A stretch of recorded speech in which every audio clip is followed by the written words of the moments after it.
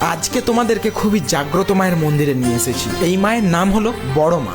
হ্যাঁ, কম বেশি মানুষ তোমরা জেনেই গেছো এটা আমাদের ক্ষীরপায়ের বড় মা। এই মায়ের দর্শন করতে বাংলাদেশ থেকেও মানুষ এসেছে। আর তোমরা যদি আসতে চাও প্রথমে পশ্চিম মেদিনীপুর থেকে ঘাটাল থেকে ক্ষীরপায়ে থেকে তেমাথামনির মোড়কে এলেই মানুষকে জিজ্ঞেস করলেই বলে দিবে বড় মায়ের মন্দির কোথায়। আর এই মায়ের পুজো হয় কালী পুজোর সময়, দেখার মতন পুজো হয়। আর হ্যাঁ, তোমার দিকে বলে রাখা ভালো, আজ থেকে 7 বছর আগে আমি এখানে এসেছিলাম। তখন না এই মেঝেতে টাইলস ফাইলস কিছু ছিল না, এইখানে তখন মাটি ছিল। আর মায়ের মন্দির যেমন, ঠাকুরের মূর্তি তেমন।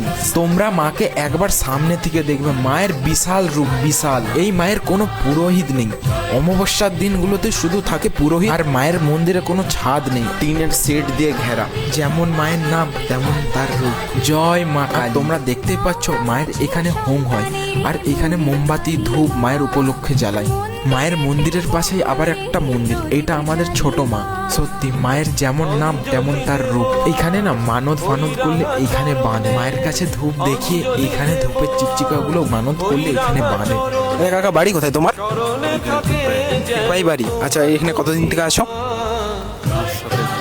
সাথে কাকা এখানে পুজোর সামগ্রিক রেখেছেন, বলতে গেলে পুজোর সামগ্রিক দোকান। এখন আপাতত বড় মায়ের স্থান থেকে এখন বেরিয়ে যাচ্ছি। এখন আমরা মায়ের শ্মশানের দিকটাকে যাচ্ছি, ঠিক আছে? আমি না যার উপরে হাঁটছি পুরোটাই এখন শ্মশান। আর এইটা হলো নদী অ্যাকচুয়ালি। এই যে এইটা হলো মায়ের শ্মশান। এখানে আটচালাটা দেখতে পাচ্ছ, ওইখানেও মরা পুরনো হয় আর নিচেও পুরনো হয়। Tata, bye. কেমন হয়েছে ভিডিওটা অবশ্যই জানাবে কমেন্টে। আর কে কোথা দিয়ে ভিডিও দেখছো এটাও অবশ্যই কমেন্টে জানাবে।